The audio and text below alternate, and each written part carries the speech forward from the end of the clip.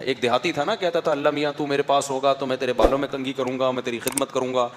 تو واقعہ تو ایسا ہی ہے، پتہ نہیں کس نے کہاں لکھا ہوا ہے، لیکن اس سے مضمون بہرحال صحیح ثابت ہوتا ہے. حضرت موسیٰ کو جلال آ گیا، بھائی تو اللہ کے بارے میں کہہ رہا ہے یہ کرے گا وہ کرے گا خدمت کرے گا. تو اللہ نے حضرت موسیٰ علیہ السلام کو تنبیہ کی، بھائی یہ بیچارہ جتنی اس کی سوچ ہے یہ اسی حساب سے سوچے گا. وہ تو علماء کو کے لیے کچھ مسائل رکھیں.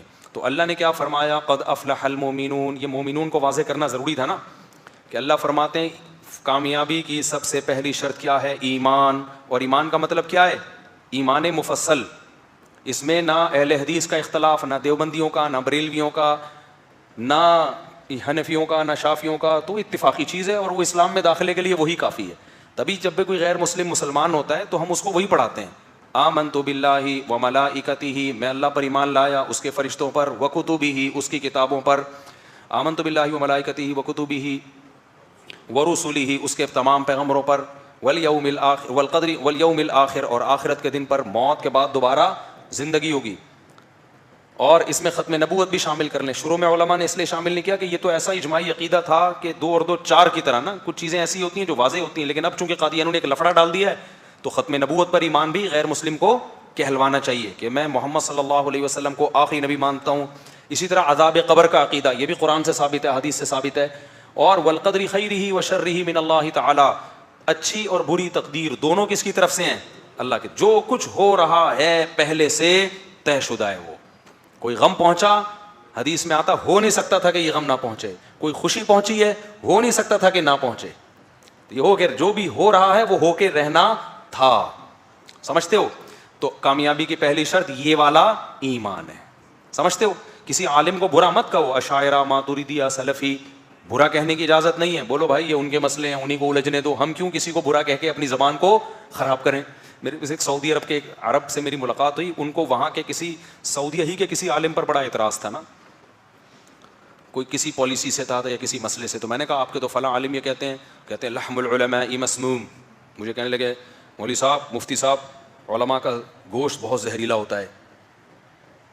سمجھ رہے ہو؟ یعنی میں غیبت کسی عالم کی نہیں کر سکتا، تو ان کی خیریں ان کے شر سے زیادہ ہیں. تو علماء کے بارے میں موقف رکھو بھائی، کیا کرنا غیبت کر کے برا بلا کہہ کے گھننے بن جایا کرو. گھننا سمجھتے ہو؟ بہت سے مسائل میں گھننا کیا ہے، ٹھیک ہے بھائی ہمیں نہیں پتا. آگے اللہ فرماتے ہیں دوسری کامیابی کی علامت، الذین هم فی صلاتهم خاشعون. ایمان کے بعد سب سے پہلے کیا ہے؟ اچھا ایمان میں توحید بھی ہے، اللہ پر ایمان. قرآن کہتا ہے وما یؤمن اکثرهم باللہ الا وهم مشرکون. بہت سے لوگ اللہ پر ایمان لے کر آتے ہیں، ساتھ میں شرک بھی کر رہے ہو. عیسائی بھی کہتے ہیں ہم ایک اللہ کو مانتے ہیں، پھر کہتے ہیں عیسیٰ اللہ کے بیٹے ہیں. اللہ کہتے ہیں اس ماننے کی تکلف کی ضرورت نہیں ہے، جب بیٹا تو اسی کی جنس میں سے ہوتا ہے. تو اللہ کا تو مثل کوئی بھی نہیں ہے، لیس کمثلہ شیء، اللہ جیسا کوئی بھی نہیں ہے. بیٹا باپ جیسا ہوتا ہے کہ کہتے ہیں نا ناک دادا پہ گئی ہے، آنکھیں. اور شرارتی اگر ہو تو بیوی کہتی ہے بالکل باپ پہ گیا ہے. ٹھیک ہے نا، بالکل کس پہ گیا ہے، باپ پہ گیا ہے. تو بیٹا نہیں ہو سکتا اللہ کا کوئی. تو عقیدہ توحید ہے، اس میں یا اللہ مدد ہوگا، یا رسول اللہ مدد نہیں چلے گا، یا غوث آدم مدد نہیں چلے گا، قبروں سے مانگنا نہیں چلے گا. اگر کرنا ہی ہے پھر اللہ کہتا ہے پھر یہ مجھ پر ایمان کے تکلف کی بالکل بھی ضرورت نہیں ہے. میں اکثر اس کو ایک مثال سے سمجھاتا ہوں. اللہ توحید کے بارے میں غیرت مند ہے، اور غیرت مند شرکت برداشت نہیں کرتا. یہ بالکل ایسے ہے، ایک آدمی کی 4 بیویاں ہو سکتی ہیں کیونکہ مرد سربراہ ہے، سربراہ کے ماتحت 4 ہو سکتے ہیں، لیکن ایسا نہیں ہو سکتا کہ ایک عورت کے 4 شوہر ہوں، کیونکہ سربراہ 4 نہیں ہو سکتے. سربراہ حکمران ہمیشہ ایک ہوتا ہے، حاکم ہمیشہ ایک ہوتا ہے. تو اللہ سربراہ ہے یا ماتحت ہے؟ معاذ اللہ سربراہ ہے، وہ ایک ہی ہوگا. یہ ایسا ہی ہے، اتنا غیرت والا مسئلہ ہے نا یہ، کہ ایک عورت کہتی ہے آپ میرے ہسبینڈ ہیں، آپ کا دل باغ باغ ہو گیا، آج تو بیگم نے میری رسپیکٹ کی، مجھے اپنا شوہر مان لیا. کہتی آپ بھی ہیں، پڑوس کے وسیم بھائی بھی لگتے ہیں میرے ہسبینڈ. آپ بولو گے پھر وہی تیرا ہسبینڈ ہے، میں تیرا ہسبینڈ نہیں ہوں، دفع ہو یہاں سے. کیا خیال ہے؟ اگر غیرت مند ہوگے، اگر بے غیرت ہوگے 1 نمبر کے، آپ کہو گے تھینک یو. کیا کہو گے آپ؟ Thank you. مجھے فخر ہے کہ میری وائف براڈ مائنڈ ہے، بہت اللہ نے اس کو یورپ کی یونیورسٹی میں پڑھ کے آئی ہے، امریکہ ایسے ہی تھوڑی میں نے بھیجا تھا، انگلش ٹھش فش انگلش بولتی ہے فرفر. اور یہی تو ہے یہ گھٹیا نیچ قسم کے لوگ جن کے صرف ایک شوہر ہوتا ہے، یہ مجھے بالکل بھی پسند، یہ کبھی بھی ترقی نہیں کر سکتے. سمجھتے ہو؟ تو غیرت ہوگی تو بہت سی چیزیں سمجھ میں آتی ہیں. تو غیرت ہوگی تو عقیدہ توحید سمجھ میں آئے گا, بغیرتی ہوگی تو عقیدہ توحید سمجھ میں نہیں آئے گا. اچھا کیا کریں, اب 2 نمبریاں بہت ہو رہی ہیں. بہت سے لوگ کہتے ہیں ہم تو نہیں کہتے اللہ کے علاوہ بھی کوئی اللہ ہے. یہ ایسا ہی ہے جیسے کوئی عورت کہہ رہی ہے میں تو نہیں کہتی کہ میرے ہسبینڈ کے علاوہ بھی کوئی ہسبینڈ ہے, لیکن وہ ہسبینڈ کو جو رائٹس دینے چاہیے وہ کس کو دے رہی ہے؟ پڑوسیوں کو. تو ہسبینڈ کہے گا پھر اس تکلف کی ضرورت نہیں ہے کہ میرا ایک ہسبینڈ ہے. عملی طور پر تم نے 6 ہسبینڈ بولو رکھے ہوئے. ایک خاص محبت ہے جو ہسبینڈ کو دی جاتی ہے, وہ والی محبت میں کسی اور سے شرکت, زینت کس کے لیے عورت اختیار کرے گی؟ ہسبینڈ کے لیے, اپنی طرف مائل کرنے کے لیے. اب آپ جب گھر میں آتے ہیں سڑے ہوئے کپڑوں میں, پڑوس کا وسیم جب آتا ہے ایک دم چمک چھلو بنی ہوئی ہے, آپ کہو گے بھائی یہ جو تو مجھے زبان سے کہتی ہے نا ہسبینڈ, وہ تیرا کچھ لگتا نہیں ہے, رائٹ اس کو وہ والے دے رہی ہے جو کس کو دیے جاتے ہیں؟ ہسبینڈ کو. تو مشرک جو ہے کیا کہتا ہے, وہ گڑبڑ یہ کرتا ہے, وہ کہتا ہے میں ایک اللہ کو مانتا ہوں, اللہ کے علاوہ کوئی دوسرا اللہ نہیں ہے. یہ مشرکین مکہ بھی 2 نمبری کرتے تھے. وَلَئِن سَأَلْتَهُم مَّنْ خَلَقَ السَّمَاوَاتِ وَالْأَرْضَ لَيَقُولُنَّ اللَّهُ. اللہ کہتے ہیں کہ ان سے پوچھیں کس نے آسمان و زمین کو بنایا. مشرکین کہتے تھے صرف اللہ کو, ہم اللہ کے علاوہ کسی کو نہیں مانتے. پھر اللہ کہتا ہے پھر جھکتے کیوں ہو دوسروں کے سامنے جا کے, ان سے مدد کیوں مانگتے ہو؟ آج ہم نے جو سورت پڑھی ہے نا سورہ مومنون, اس کے آخر میں کیا ہے؟ وَمَن يَدْعُ مَعَ اللَّهِ إِلَٰهًا آخَرَ. جو اللہ کے علاوہ کسی معبود کو پکارے گا, تو جس کو پکارے گا وہ معبود ہی ہے. تو اس لیے اسلام میں اللہ کے سوا کسی کو پکارنا جائز نہیں ہے. ایک شرک اکبر ہے, ایک شرک اصغر بھی ہوتا ہے جس کو ریاکاری کہتے ہیں, اللہ کے لیے علاوہ کسی اور کے لیے عبادت کرنا. اسی میں یہ بھی داخل ہے کہ آپ جو عاملوں کا اپنے دماغ میں آپ نے ایک تصور بٹھا لیا ہے نا کہ ان کی پھونکوں سے اور ان کے عملیات اور فلیتوں پلیتوں سے کام بنے گا, یہ بھی ایک قسم کا شرک ہی ہے. اکبر نہیں ہے, اصغر شرک ہے. یہ ان کمبختوں کے ہاتھ میں کچھ بھی نہیں ہے. نئے نئے لوگ آ جاتے ہیں, بس ایک جملہ میں عامل چاہے دیوبندی ہو, عامل چاہے بریلوی ہو, عامل چاہے اہل حدیث ہو, عامل چاہے رائے کا مقیم ہو, عامل کے چاہے 1 سال لگے ہوئے ہوں, عامل چاہے مولانا طارق جمیل صاحب کا علاج کر رہا ہو, عامل چاہے مفتی طارق مسعود صاحب کا علاج کر رہا ہو, عامل چاہے تہجد گزار ہو, قرآن میرے ہاتھ میں ہے. عامل یا تو 2 نمبر ہوگا یا 2 نمبر نہیں ہوگا, 1 نمبر اوپر کی سیٹنگ اس کی آؤٹ ہوگی عملیات کر کر کے, پورا نارمل نہیں ہوگا. یہ ذہن میں رکھو, اتنا بڑا دعویٰ میں کانفیڈنٹلی ایسے ہی نہیں کر دیتا. تو میرے سامنے نہ بتایا کرو حضرت جی کا علاج کیا تو ابے بلو بنائے حضرت جی کو, چاہے کتنے بڑے حضرت جی ہوں, یہ سب 2 نمبر ہے, منجن ہے. یہ کچھ بھی نہیں ہے ان کمبختوں کے پاس. مفتی موسیٰ روحانی بازی عامل نہیں تھے, یہ میں پھر کئی دفعہ اس کی وضاحت کر چکا ہوں. وہ عامل نہیں تھے, وہ کرامت کے طور پر بس وہ کچھ بھی کر دیا. وہ بعض بزرگوں کی کرامت ہوتی ہے, پھونک لگائی بندہ ٹھیک ہو, لیکن یہ والے پھونکوں والی سرکار کی کرامت ہی نہیں ہے. اتنی کرامت سینٹر تھوڑی کھلتے ہیں پھونکوں کے. اتنے تو مردے حضرت عیسیٰ علیہ السلام نے زندے نہیں کیے, انہوں نے اتنے کوڑ کے مریضوں کو ٹھیک نہیں کیا جتنا یہ کر رہا ہے.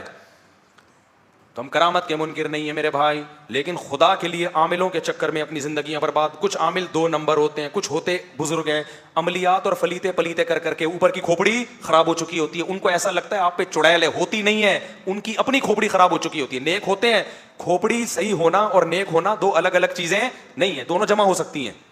بعض دفعہ بندہ نیک ہوتا ہے, سیٹنگ آؤٹ ہو جاتی ہے. تو انہوں نے عملیات کی ہیں, ان کی سیٹنگ آؤٹ ہے, آپ نے نہیں کی, آپ کیوں پاگل ہو کے ان کے پاس جا رہے ہو؟ تو خیر ابھی ہم جلدی سے سورت کو نمٹاتے ہیں. میں کھرچ کے نہ کوشش کر رہا ہوں عاملوں کی عقیدت محبت دل سے نکالوں, لیکن نکل نہیں رہی ہے. تو اللہ فرماتے ہیں والذین هم فی صلاتهم خاشعون. دوسری کامیابی کی علامت, پہلی ایمان جس میں عقیدت توحید سب آ گیا. دوسری بات, نمازوں میں خشوع پیدا کرتے ہیں. جس کی نماز میں خشوع نہیں ہے اللہ کی نظر میں وہ کامیاب نہیں. تراویحوں میں کیسا بیڑا غرق ہو رہا ہے نمازوں کا یار, یوٹیوب پہ آ رہی ہوتی ہیں گاؤں دیہاتوں کی تراویحاں, ٹھک رکوع, ٹھک قوما, ٹھک سجدہ. تسلی سے 3 تسبیحات تو پڑھ لو. اب اس کا بعض لوگوں نے حل یہ نکالا ہے کہ اتنی 20 رکعتیں ہوئی نہیں, رکعتیں ہی شارٹ کر دیں. یہ غلط طریقہ ہے, یہ غلط طریقہ ہے کہ 40 سجدے کرنے تھے, آپ نے وہ 16 سجدوں پہ لا کے, 40 اور 16 میں کتنا فرق ہے. اصل طریقہ یہ ہے کہ بھائی جتنی تراویح ہے اتنی پڑھو, لیکن خشوع اور خضوع کے ساتھ. پھر بھی ہم یہ کہتے ہیں کہ 2 رکعتیں پڑھ لے تمیز سے, ان 20 رکعتوں سے وہ بہتر ہے جس میں آپ کے منہ پہ نماز کپڑے کی طرح لپیٹ کے مار دی جائے. تو مذاق مت بناؤ میرے بھائی تراویح کو, ایسے اسپیڈ میں نا مقابلے ہوتے ہیں, تمہارے یہاں کتنے بجے تراویح ختم ہوتی ہے؟ ابے ہمارے یہاں 9:45. ابے ہمارے یہاں تو 9:44 پہ ختم ہوتی ہے. 1 منٹ میں کیا تیر مار لیا یار تو نے؟ 10-15 منٹ میں کون سا طوفان آ جائے گا؟ مقابلے چل رہے ہوتے کہ نہیں ہوتے؟ تمیز سے پڑھو. فقہا نے یہ مسئلہ لکھا ہے کہ اگر کوئی قاری تمیز سے تلاوت نہیں کر رہا تو پھر قرآن ختم کرنے کے بجائے الم طرح سے پڑھ لو, لیکن تمیز سے پڑھو. تو تمیز کی چھوٹی رکعتیں وہ افراتفری والی زیادہ رکعتوں سے بہتر ہے. سمجھتے ہو کہ نہیں سمجھتے؟ تو سنت تو 20 رکعتیں ہی ہیں, یہ نہیں کہ اب ان کو چھوڑ دیں, لیکن تلاوت میں کمی کر لیں, مگر تلاوت خشوع و خضوع کے ساتھ ہونی چاہیے. اچھا, اس میں بھی 2 انتہائی ہیں. بعض لوگ تو تکڑ بھاگ رہے ہیں, بعض لوگوں نے اتنی آہستہ اسپیڈ کر دی ہے کہ وہ بھی لوگوں کی طبیعت پر بوجھ بنتی ہے. 4 آدمی تو خوش ہو جاتے ہیں اس سے. دیکھو یہ حرم کا ماحول نہیں ہے یہاں پہ, اب ہر جگہ حرم کی نقل نہیں اتاری جائے گی. اتنی آہستہ پڑھ رہے ہوتے ہیں, یہ بھی حدر میں پڑھنا چاہیے, حدر میں, تاکہ سب لوگوں کے لیے وہ سوٹیبل. کچھ لوگ تو ایسے ہوتے ہیں جن میں بہت خشوع خضوع ہوتا ہے, وہ کہتے ہیں بہت ٹھہر ٹھہر کے پڑھو, وہ اللہ سے ان کا بڑا زبردست قسم کا کنیکشن ہوتا ہے. وہ تو 4-6 آدمی ہر مسجد میں ایسے نیک شریف شرفا ہوتے ہیں, ان کے لیے تو بہت آرام سے. لیکن اسلام کا مزاج یہ ہے کہ جماعت کی نماز میں میجورٹی کو دیکھا جائے گا. کس کو دیکھا جائے گا؟ میجورٹی.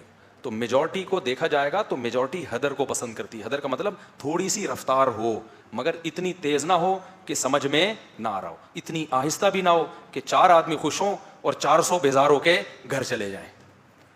حدر میں ہو. حدر کا مطلب ہوتا ہے روانی سے پڑھنا, مگر وہ روانی تیز والی روانی نہ ہو. میں پڑھتا ہوں نا, میری ریکارڈنگ بھی سورہ مریم کی پڑھی ہوئی ہے, روانی ہے, لیکن وہ ایک ایک لفظ الحمدللہ سمجھ میں آ رہا ہے. تو نماز کو خشوع خضوع سے پڑھو. اچھا, ایک اہم آپ کو پوائنٹ کی بات بتاتا ہوں. جس کا نماز میں دل نہ لگتا ہو نا, ہمت کر کے ایک دفعہ 100 رکعت کی نیت باندھ لے. وہ 100 نہیں تو 50 رکعت پڑھ لے. جس کام میں دل نہ لگ رہا ہو نا, وہ ایک دفعہ تمیز سے کر لو, اگلے دن سے دل لگنا شروع ہو جائے گا. یہ میں آپ کو لکھ کے دے رہا ہوں. آپ 50 رکعتوں کی نیت باندھ لو, 50 رکعتوں کے بعد نا پھر آپ کو تسلی سے پڑھو 50 رکعتیں, عادت پڑ جائے گی آپ کو, دیکھنا. تو اس کا بڑا فائدہ ہوتا ہے. تو اللہ نے فرمایا ہم فی صلاتہم خاشعون, جنتیوں کی دوسری علامت کیا ہے؟ نمازوں میں خشوع پیدا کرتے ہیں, ٹرخاتے نہیں ہیں. تراویح میں رکوع میں تسلی سے 3 دفعہ سبحان ربی العظیم.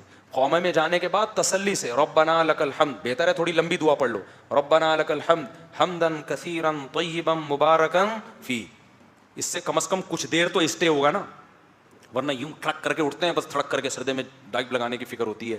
تو تسلی سے کم 3 دفعہ امام کو چاہیے تسلی سے تسبیح پڑھے. سردے میں بھی 2 سردوں کے درمیان تھوڑا سا بیٹھے, دعا پڑھ لے, اللہم اغفر لی وارحمنی وہادنی وارزقنی واجبرنی وارفعنی. یہ دعا سنت سے ثابت ہے. 2 سردوں کے درمیان یہ دعا پڑھ لے گا نا تو ایک دم ٹھک کر کے دوسرا سردہ نہیں ہوگا. مجھے تو بہت وحشت ہوتی ہے کسی ایسے امام کے پیچھے کھڑے ہو جاؤں نا جو یوں یوں یوں کر رہا ہے. چھوڑ دے, اس سے بہتر ہے آدمی آرام سے بیٹھ کے چائے پیے گھر جا کے. تو ٹرخا کیوں رہا ہے؟ اس سے عادت خراب ہوتی ہے, باقی نمازیں بھی پھر ایسی ہی ہو جاتی ہیں. تو اس کا خوب خیال کریں. آگے اللہ فرماتے ہیں والذین هم عن اللغو معرضون, ایمان والے جو کامیاب ہو گئے یہ وہ لوگ ہیں جو لغویات سے اعراض کرتے ہیں. لغویات کسے کہتے ہیں؟ ہر وہ کام جس کا نہ دین میں کوئی فائدہ اور نہ دنیا کا کوئی فائدہ, ایویں بیٹھا ہوا ہے, بس ایویں ٹائم پاس کرنے کے لیے کوئی تلاش کر رہا ہے. ہم تو حیران ہے یار, ٹائم ہم سے رک نہیں رہا. روک لیں کسی طریقے سے, ٹائم پاس نہ ہو, اور دنیا کہہ رہی ہے ٹائم کو کیا کرو, پاس کرو. جب انسان دین پر چلتا ہے نا تو اس کی یہ تمنا ہوتی ہے کاش جو زمانہ میں نے بے دینی میں گزار دیا نا وہ مجھے دوبارہ مل جائے, میں کہاں پہنچ جاؤں. کتنے لوگ میں نے دیکھے 40 سال میں توبہ کی, کہتے ہیں یار بہت دیر سے توبہ کی, بڑا نقصان ہو گیا. ہم چاہتے ہیں ہم دوبارہ پرانی زندگی میں جائیں, اس وقت توبہ کریں تو اس 20 سال میں کیا کچھ کر لیتے ہیں. تو ایسے تمام چیزوں سے اپنے آپ کو بچاؤ جس کا نہ دین میں کوئی فائدہ نہ دنیا میں. اس کا مطلب یہ نہیں کہ کھیل کود چھوڑ دو, کسی حد تک کھیل کود ہنسی مذاق میں دلچسپی لینا یہ بھی ہماری مینٹلی ہیلتھ کے لیے ضروری ہے. جو صوفی بن کے بیٹھ جاتے ہیں نا اور کھیل کود ہنسی مذاق چھوڑ دیتے ہیں, سب سے پہلا ان پہ پتہ ہے کیا وبال آتا ہے؟ تکبر پیدا ہو جاتا ہے ان کے اندر, ایک وقار, اور وہ ہر وقت ایسے اپنی وہ ایک پرسنالٹی بنا لیتے ہیں. وہ پرسنالٹی ان کی کھوپڑی کو کیا کر دیتی ہے؟ آؤٹ. تو تھوڑا سا ہنستا بولتا اچھلتا کودتا, کبھی کبھار گٹر کے ڈھکن پہ بھی بیٹھ جایا کرو کبھی کبھار. نارمل لائف والا آدمی کیا ہوتا ہے؟ مینٹلی ہیلدی ہوتا ہے. اور جو پھوں پھاں لگا کے رکھتا ہے نا ہر وقت, وہ اوپر سے کیا ہو جاتا ہے؟ وہ جیسے ہارر مووی ہوتی ہے نا وہ ایسا بن جاتا ہے. کوئی ہارر مووی دیکھ لو یا اس کو دیکھ لو، ایک ہی بات ہے. ہر وقت بعض لوگ ایسے ہر وقت ایسے نا غصے میں بیٹھے رہتے ہیں.